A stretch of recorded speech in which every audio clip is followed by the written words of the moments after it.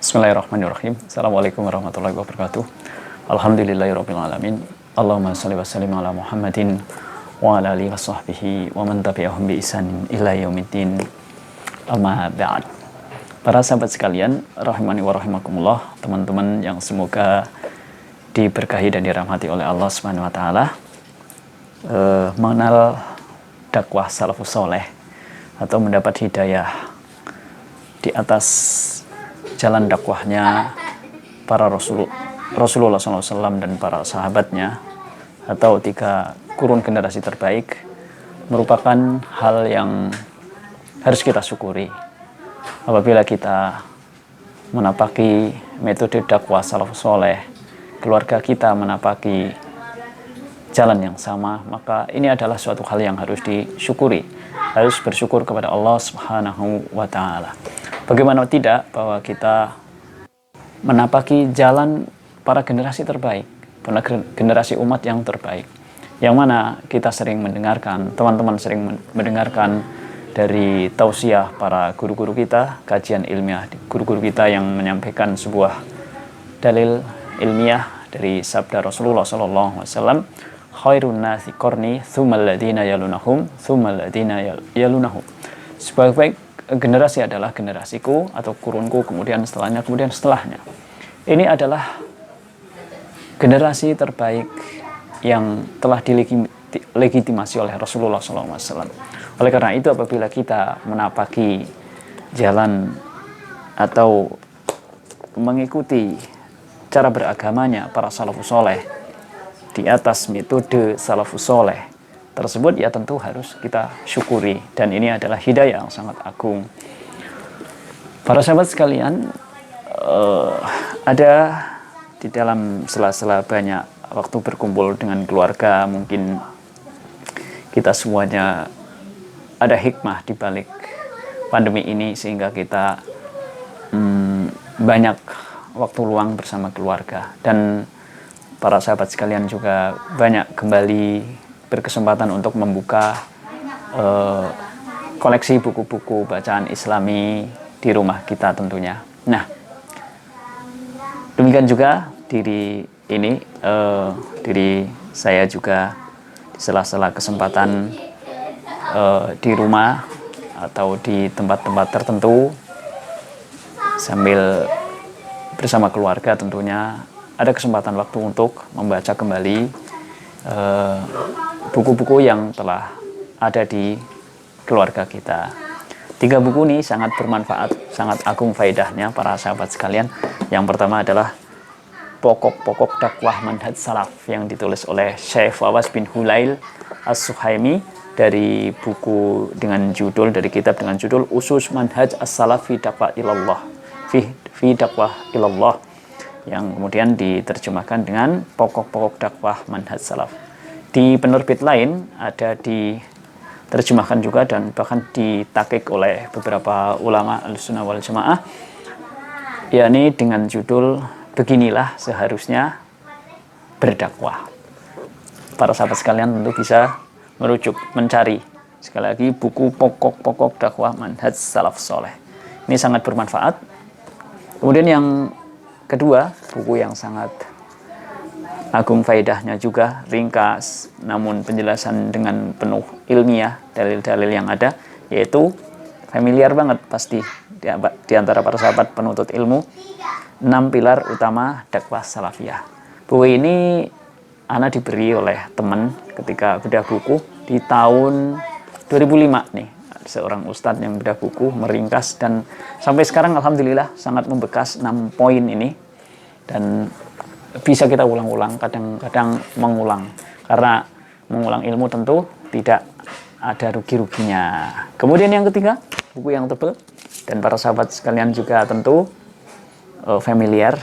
Afwan, ini bukan pamer buku ya teman-teman, cuma fenomena yang kita hadapi adalah bahwa ketika kita banyak waktu luang di rumah, ya luangkan waktu, kesempatan kita untuk membaca kembali buku-buku dari guru-guru kaum muslimin, dari para ulama, dari para guru-guru kita. Nah, tidak asing lagi ini covernya kan. Ini adalah buku dengan judul Masya Allah, Mulia dengan Manhaj Salaf. Siapa penulisnya? tentu kita semuanya paham, yakni Al-Fadil Al-Ustadz Yazid bin Abdul Qadir Jawas Hafizahullah Ta'ala. Kalau ini tadi ringkas 6 poin, ini Masya Allah penjabarannya yang sangat luas dan tentu dibarengi dengan dalil-dalil ilmiah firman Allah SWT maupun sabda Nabi dan juga athar para ulama ahli sunnati wal jamaah. Pada kesempatan kali ini sedikit ini yang mudah di ringkas atau dibikin resume barangkali sehingga membekas kita, yaitu 6 pilar utama dakwah salafiyah. 6 pilar utama dakwah salafiyah. Apa aja itu? Ini kitab ini sebenarnya di judul aslinya adalah Sittu Duror min Usul Ahlil Athar, ya, yang ditulis sekali lagi oleh Syekh Abdul Malik bin Ahmad Ramdhani Al-Jazairi. Teman-teman sekalian, apa 6 pilar utama dakwah salafiyah itu? Penasaran bukan?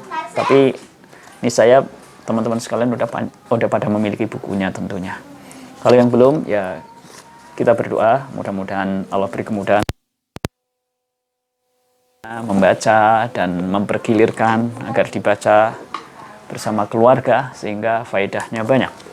6 pilar utama dakwah salafiyah. Sangat menarik ya, karena kita kembali lagi bahwa agama Islam kabar sahih atau secara sanad turun-temurun validitasnya terjaga. Makanya ada derajat-derajat hadis, misalnya ada hadis sahih, hadis hasan, mutawatir dan sebagainya. Itu menunjukkan kegigihan para ulama dan dalam wasilah tersampaikannya ilmu kepada kita, ya. Dari zaman ke zaman, dari generasi terbaik sampai sekarang kan ada wasilah, ya. Nah, itulah para ulama. Nah, sebagaimana hadis atau sabda Nabi SAW juga terjaga insya Allah. Oleh karena itu,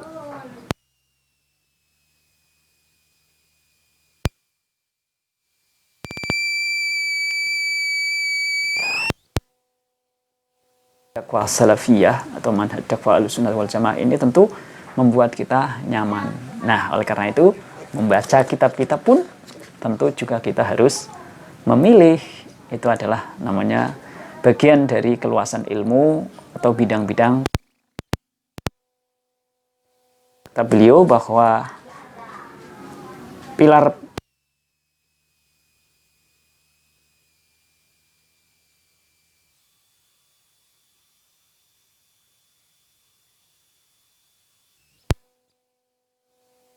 nah, karena dan ini termasuk pembahasan tentang keikhlasan. Keikhlasan adalah bab yang paling banyak dibahas, sering dibahas, karena kita semuanya betapa sulitnya untuk memelihara keikhlasan. Mentauhidkan Allah Subhanahu wa taala dan tauhid prioritas pertama dan utama di dalam berdakwah. Tauhid adalah tauhid pula misi diturunkannya kitab-kitab suci. Seorang ulama, kalau tidak salah, Al-Imam yakni bahwa apabila bangunan, tentu yang pertama harus diperhatikan adalah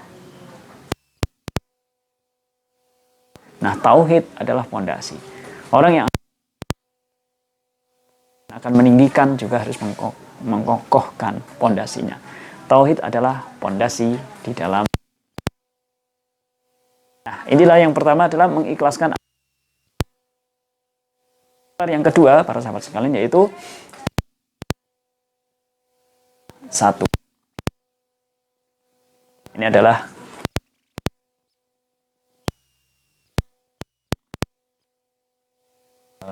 sabda Rasulullah SAW yang mana beliau menggambar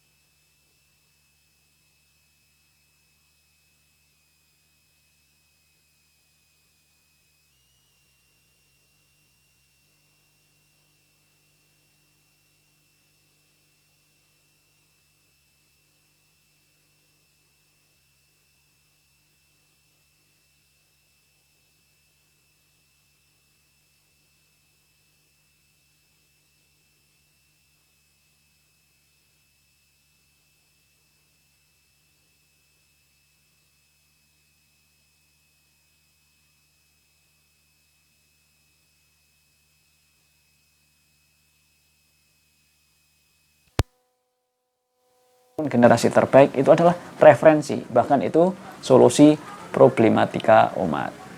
Nah, itu pilar yang ketiga. Kemudian yang keempat, para sahabat sekalian, beliau menuliskan bahwa menggapai kemuliaan itu harus dengan ilmu.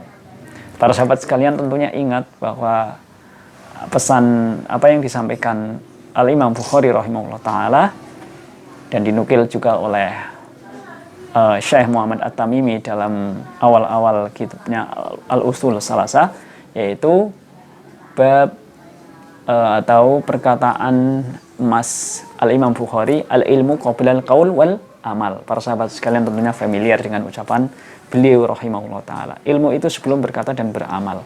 Nah, oleh karena itu, seorang akan menggapai kemuliaan di dunia tentu dengan ilmu, apalagi menggapai kemuliaan akhirat tentu dengan ilmu. Mudah-mudahan Allah SWT, sebagaimana kita sering mohonkan kepada Allah SWT, Allahumma inna nas'aluka ilman nafi'a wa rizqan thayyiban wa amalan muttaqabbala. Yang pertama, kita adalah meminta ilmu yang bermanfaat.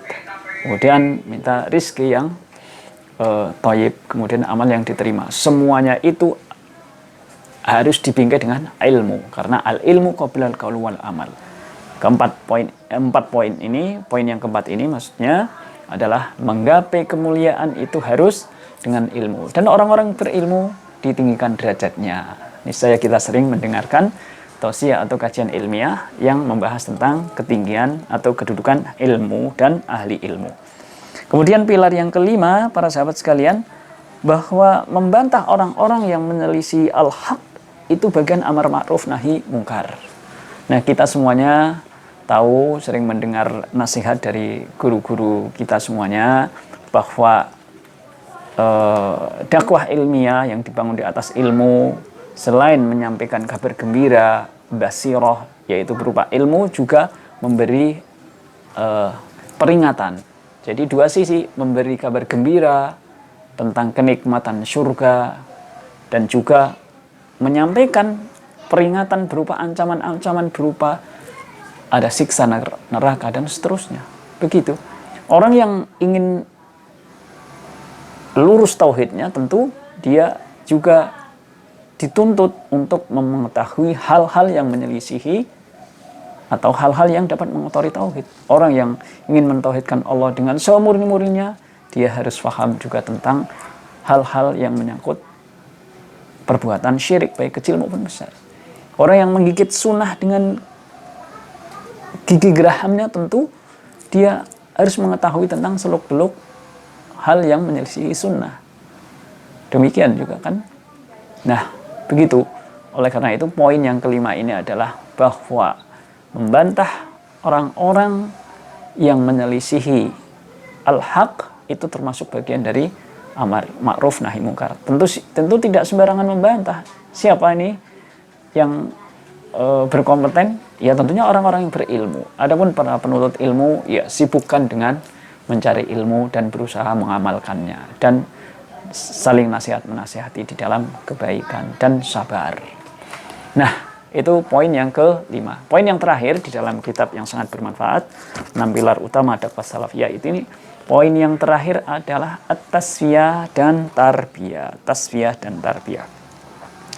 Tasfiyah menyangkut bidang-bidangnya, ada tasfiyah di dalam akidah, tasfiyah di dalam ibadah, tasfiyah di dalam muamalah, tasfiyah di dalam akhlak, dan seterusnya. Tarbiyah ya pendidikan. Tasfiyah itu ya secara singkat mungkin bisa diartikan sebagai usaha untuk menuju kemurnian.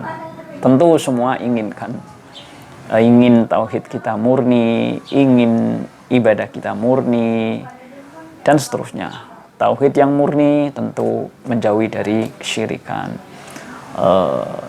Tauhid yang murni tentu menjauhi akidah-akidah yang menyimpang.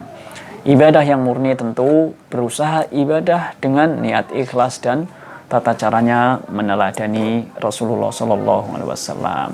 Nah, itu adalah tasfiyah.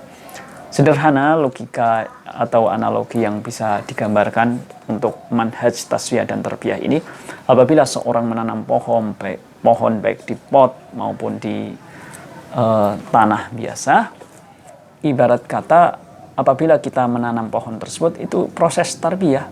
Adapun memeliharanya itu adalah at-tasfiyah. Pohon apabila hanya ditanam namun tidak dipelihara, ada benalu-benalu di sekitarnya, bahkan ada hama yang mengancam pohon tersebut, bisa jadi pohon itu mati atau hanya tumbuh saja namun tidak berbuah. Nah, tentu kita tidak ingin yang seperti itu. Nah, kita tidak ingin amal kita telah beramal dengan susah payah, meluangkan waktu, tenaga, dan pikiran, namun kita khawatir amal kita tidak diterima. Karena apa? Kita tidak memperhatikan nilai-nilai aspek di dalam syarat diterimanya amal misalnya, atau hal-hal yang dapat membatalkan amal. Oleh karena itu tasfiyah itu usaha untuk menuju kemurnian. Ya, siapa yang tidak ingin murni? Tentu ingin murni. Ibadah kita tentu ingin murni, ikhlas lillahi ta'ala, mengharap ridha Allah. Dan tata caranya pun kita ingin meneladani Rasulullah SAW, yang mana beliau SAW adalah uswatun hasanah di dalam semua aspek. Kita cinta kepada Rasulullah SAW, konsekuensinya kita mengikuti Rasulullah SAW. Kita cinta kepada beliau karena kita tiap hari wa asyhadu anna Muhammad Rasulullah. Kita bersaksi bahwa Rasulullah SAW adalah utusan Allah. Konsekuensinya adalah kita meneladani. Itu adalah tasfiyah dan tarbiyah. Nah, ini adalah 6 poin dari kitab yang sangat agung faedahnya, 6 pilar utama dakwah salafiyah. Dan 3 kitab ini ketika dibaca, dibolak-balik, niscaya alhamdulillah itu menjadikan kuat pemahamannya kita. Dan apabila ada yang belum jelas, tentunya tidak ada solusi lain kecuali duduk di majelis ilmu dengan guru-guru, dengan para ustadz yang memang teguh di atas manhaj as-salafus soleh. Ada yang belum paham, ditanyakan dan bertanya kepada ahlinya. Dan duduk di majelis ilmu juga sebagai bentuk tasfiyah, juga tidak sembarangan duduk. Jangan asal semangat dan duduk di sembarang tempat. Jangan kita lupa untuk memilihnya, karena memilih majelis ilmu itu bagian dari tasfiyah di dalam menuntut ilmu. Demikian, mudah-mudahan bermanfaat, dan apabila ada kekeliruan mohon dimaafkan. Semoga kita semuanya, para teman-teman sekalian, juga dapat menyimak kitab-kitab yang sangat bermanfaat ini, khususnya dalam manhaj dalam beragama. 3 kitab ini, pokok dakwah manhaj salaf, 6 pilar utama dakwah salafiyah, dan terakhir mulia dengan manhaj salaf. Demikian, mudah-mudahan manfaat. Assalamualaikum warahmatullahi wabarakatuh.